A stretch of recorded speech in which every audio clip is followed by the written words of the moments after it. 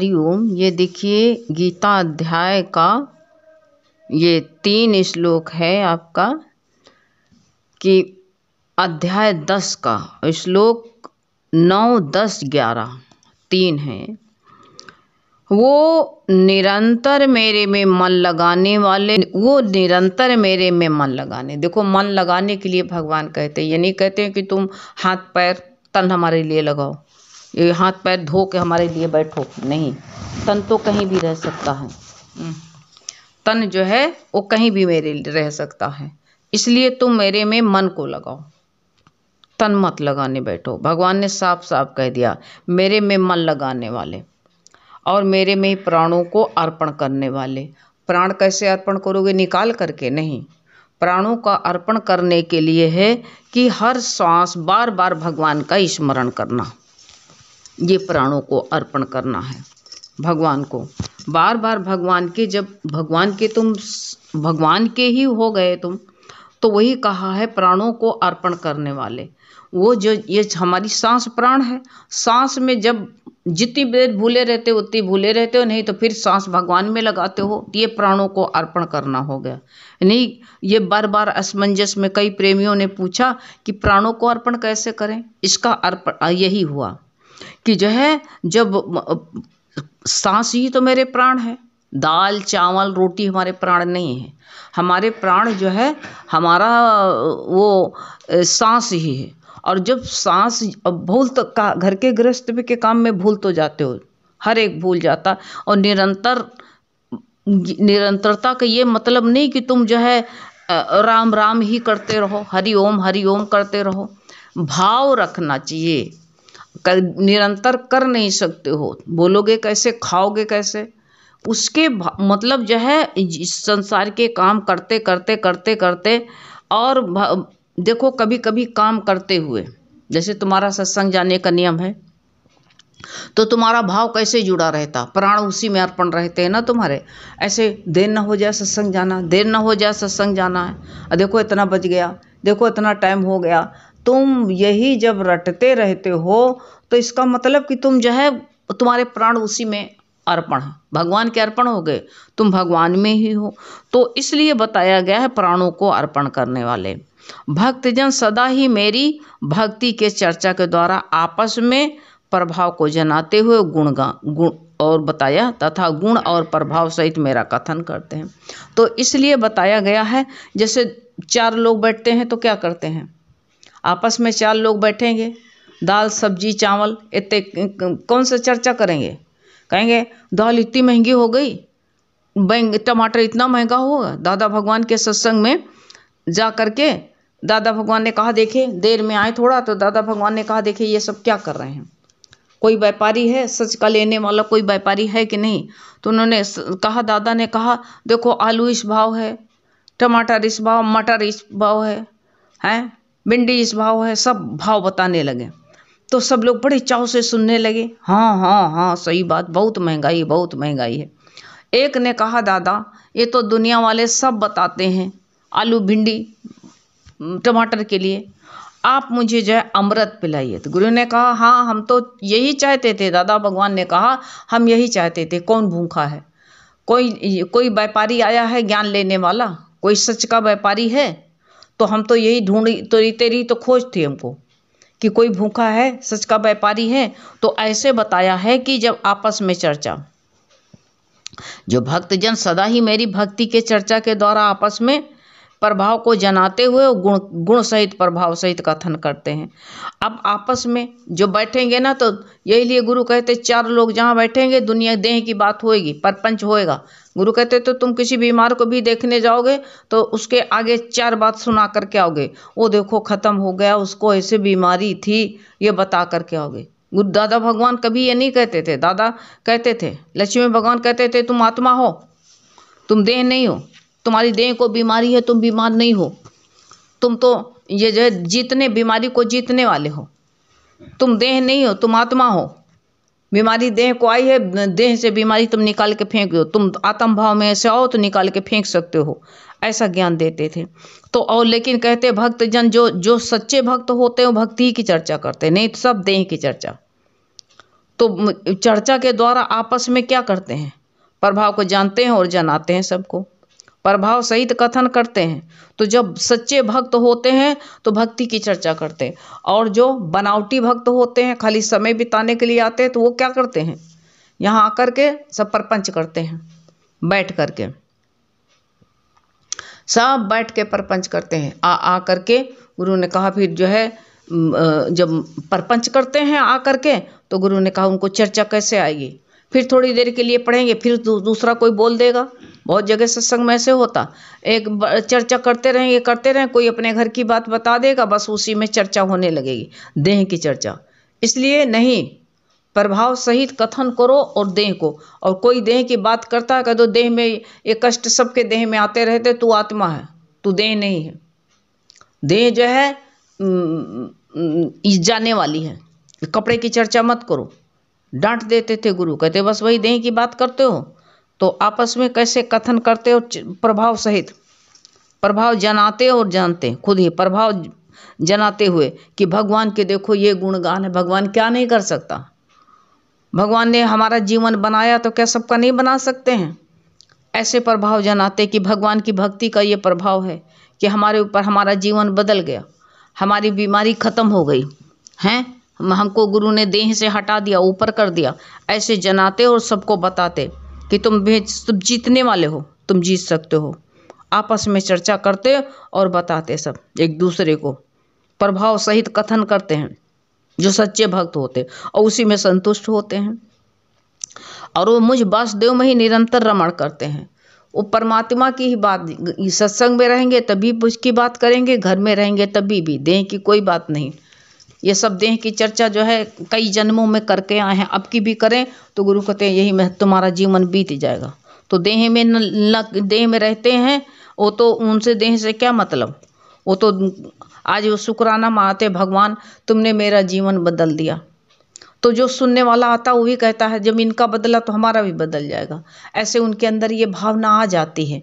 और दादा यही सुनाते थे, गीता भगवान यही बताती थी। जब गीता भगवान ने जब ज्ञान में उतरी तो गीता भगवान ने संकल्प लिया कि हम जब दादा भगवान सबको शक्तिशाली बनाते हैं, ताकतवर बनाते हैं ज्ञान का, ये ज्ञान दे करके, तो यही हम भी करेंगे। उन्होंने भी संकल्प यही ले लिया भक्ति के चर्चा के द्वारा आपस में। वो भी सबको ये कथन करते थे और उस वासुदेव में ही रमण कराते थे निरंतर। और गुरु कहते तुम देह में रमण करते हो, देह की कथन में, इसीलिए तो तुम देह में बैठे रहे तो देह के सुख दुख तुमको भासते रहते हैं, इससे ऊपर कब होगे। तो ये हमेशा रमण कराते थे। और फिर कहते हैं उन निरंतर मेरे ध्यान में लगे हुए, और कहते प्रेम पूर्वक भजने वाले भक्तों को तो भगवान क्या देते हैं, जो प्रेम पूर्वक भगवान से प्रेम हो गया तो भगवान की जिम्मेदारी हो गई। भगवान जब तुम भगवान से प्रेम करोगे तो भगवान भी तुमसे प्रेम करेंगे, भगवान भी तुमसे अलग नहीं है। तो वो निरंतर जो है, और जो भगवान को प्रेम भजते थे प्रेम पूर्वक। कभी कभी प्रेम ऐसा आता है कि भगवान की करुणा सुन करके आंसू आ जाते हैं। तो ऐसा भगवान के प्रेम पूर्वक बात करते थे, आपस में चर्चा करते थे। तो जब प्रेम पूर्वक वो भजते थे तो उन भक्त जनों को भगवान क्या करते थे, उनको जो है उनकी प्रेम और ऐसे तब उनके ऊपर करुणा करने कहते। तब फिर भगवान क्या देते थे, तुम तो कुछ संसार की चीज़ मांगोगे, अरे यहाँ छूट जाएगी तो वही मन सबे उस चीज़ वस्तु को याद आ गया तो फिर जन्म मरण में आओगे। तो वो भगवान कुछ नहीं, तत्व ज्ञान रूप योग देते थे। वो योग देते थे कि जिससे वो मेरे को प्राप्त हो जाए, वो शक्ति दे देते, योग बल देते थे कि उसका योग जो है और कुछ याद ना आए, आखिरी समय में पानी भी याद ना आए। गुरु कहते हरि नाम का, भगवान हनुमान के पानी पीने की याद आई, राम नाम की मुद्रिका डाली तो उनको पानी की याद आई, नहीं आई। ऐसे गुरु ने मजबूत करके भगवान क्या करता है, ऐसा योग दे देता है, ऐसा तत्व ज्ञान रूप योग देता है कि जिसी में संत रमण करें, जिसमें डूबे पड़े रहें। तो ऐसे वो तत्व ज्ञान रूप दे करके भगवान कहते हैं मैं योग देता हूँ कि जिससे वो मेरे को प्राप्त है, वो मैं शक्ति दे देता हूँ, योग बल देता हूँ। फिर उनके मन कहीं दूसरी जगह नहीं जाता है, परमात्मा की तरफ ही लगता है। तो भगवान ने गारंटी लिया कि मैं योग देता हूँ और कहा हे अर्जुन, उनके ऊपर अनुग्रह करने के लिए मैं स्वयं बताया कि उनके लिए ही मैं स्वयं उनके अंतःकरण में एक ही भाव से स्थित हुआ। जो अज्ञान से उत्पन्न हुआ अंधकार है उसको तत्व ज्ञान द्वारा मैं ऐसा ज्ञान देता हूँ कि अंधकार मिट जाए। अंधकार हमारे तुम्हारे जन्मों को पड़ा, कई जन्मों से अंधेरे में हम लोग पड़े हुए थे। गुरु आता है, भगवान आते हैं हमारे अंधेरे को मिटाने के लिए। सब जितना संसार में जितना हम जो है रम रहे हैं, संसार में घूम रहे हैं, वो अंधकार ही है, सब द्वंद है। गुरु ने कहा द्वंद से प्रकाश में कम आओगे। अभी क्या तुम एक बार फिर बचपना आएगा, एक बार फिर जवान होगे, जवान हो तो क्या दोबारा बचपना आ जाएगा? और जो है जो गुरु कहते बूढ़े हो तो क्या फिर दोबारा जवान हो गए? तो ये पीछे नहीं, गुरु आगे की बात याद दिलाते कि तुम जो है शुद्ध आत्मा हो। आत्मा की तरफ जो है भगवान कहते हैं कि मैं वो तत्व ज्ञान देता हूँ। और कोई तो तुमको संसार की बात जाओगे पूछने, सबको हाथ दिखाओ दे, गुरु कहते हाथ दिखाओगे, हमारे हाथ में क्या लिखा हो? अब तुम्हारे वो बता देगा उल्टा सीधा, तुम्हारे मन में संशय भी तो आ जाएगी तुरंत ही। और संशय आएगी तो हाँ तुम्हारा मन डगमगा गया, इधर उधर हो गया, निरंतरता टूट गई, तुम्हारा तार टूट जाता तो क्या होता है? इसलिए तार मत तोड़ो। तो वही भगवान कहते हैं कहाँ निरंतर? भगवान ने साफ साफ कह दिया निरंतर मेरे में ध्यान में लगे हुए, भगवान के ध्यान में लगो और प्रेम पूर्वक भजो। ऐसे भक्तों को कहते तत्व ज्ञान देता हूँ। तुम तो गुरु कहते कभी तोला भर रहते हो, कभी मसा भर हो जाते हो, तोला महासा में लगे हुए हो। तो कहते हो तब तत्व ज्ञान वो भगवान कहते तुम जो भगवान की तरफ मुख ही नहीं है, भगवान की तरफ तुमको वो आता है तो उस तरफ तुम्हारी दृष्टि नहीं, तो कैसे देख पाओगे? तब कहा है उनके ऊपर में, हे अर्जुन उनके ऊपर मैं अनुग्रह करता हूँ। अनुग्रह करने के लिए भगवान आए, लेकिन जो है हमारी दृष्टि अलग रहे तो उनको देख पाएंगे? नहीं देख पाएंगे। और भगवान कहते मैं स्वयं ही, गुरु कहते तुम स्वयं गुरु हो, और अगर तुम्हारे अंदर सच्ची लालसा है तो वो तत्व ज्ञान भगवान तुमको जो है स्वयं देते हैं। अंतःकरण में प्रकाश आ जाता है। और जो कहते हैं अंतःकरण में जो एक ही भाव से स्थित हुआ, ज्ञान से उत्पन्न हुआ, उसी में जो है अंधकार में तो पड़े हो। भगवान फिर करुणा करके हमारे अंदर रोशनी भरने के लिए आता है। क्या? ज्ञान का दीपक जलाता है। ज्ञान दीपक से हमारे अंधेरा को नष्ट करता है। तो इसलिए भगवान ने कहा कि अज्ञान से उत्पन्न हुए अंधकार को, जो हमारे अंदर अंधकार पड़ा है, तो जो है अज्ञान से ये अंधकार जो अज्ञान का अंधकार है, तो भगवान क्या करते हैं? प्रकाशमय तत्व ज्ञान रूप दीपक द्वारा नष्ट कर देते हैं। अब जो है वो भगवान प्रकाश कौन सा करते? तत्व के। जब तक तत्व नहीं समझ में आता तब तक हमारे अंदर प्रकाश भी नहीं आ सकता है। अंधेरा का अंधेरा ही पड़े रहेगा। कई जन्मों से अंधेरे में पड़े हुए हैं, किसी ने प्रकाश नहीं किया। बहुत गए मंदिर मस्जिद तक पहुंच गए, बस मत्था टेक आए और कुछ ना कुछ दिमाग रख कर चले आए। अपने अंदर अंधकार मिटाने के लिए गुरु कहते अंधकार कैसे मिट जाएगा? मंदिर भी जाते हो तो हाथ पैर जोड़ते हो तो अंधकार मिट जाएगा? तुम चिराग ले लो, चिराग का जो है चिराग में तेल डाल दो और तेल डाल करके और उसको हाथ जोड़ो, पैर छुओ, आरती करो उसकी, हाथ जोड़ जोड़ करके, तो प्रकाश आएगा। जब तुमको तत्व पता चलेगा कि इसमें माचिस लगाओ, तिल्ली जला करके लगाओ माचिस की, अग्नि प्रकट करो, तब प्रकाश होगा। जब ये बात तुम्हारी समझ में आ जाएगी तभी प्रकाश होगा। गुरु कहते तुम जाकर के पत्थर देख करके आओगे, तुम्हारे अंदर प्रकाश होगा। वो बोलेगा, कुछ कहेगा? नहीं कहेगा। वहाँ भी कोई जो पहले तुम तीर्थ करने जाओगे वो तुम्हारी कुछ समझ में पत्थर देख देख के भाग गया है, लेकिन गुरु जब ज्ञान दे करके, गुरु के ज्ञान सहित जाओगे, ज्ञान ले करके जाओ कोई तीर्थ स्थान में, तब तुमको जो है वो तुमको स्थान का भी, तीर्थ स्थली का भी तुम्हें लाभ मिलेगा। तब तुम वहाँ के कैसे वातावरण देखोगे, कितना शांत वातावरण है। वहाँ का झरना देख करके तुमको लगेगा कि देखो एक पल के लिए भी नहीं रुकता, ये बहता जा रहा, बहता चला जा रहा है। हम लोग रुक जाते हैं, तुमको हर प्राकृतिक गुरु के ज्ञान से भी तुमको सारी प्राकृतिक ज्ञान देने लगेगी। वहाँ के पेड़ पौधे को देखोगे तो ये लगेगा देखो ये एकांत में, इनको कोई सींचने वाला नहीं है, लेकिन देखो ये भगवान के सहारे हैं, इनको देखो भगवान जल डाल रहा है, ये भी भगवान के सहारे बैठे हुए हैं।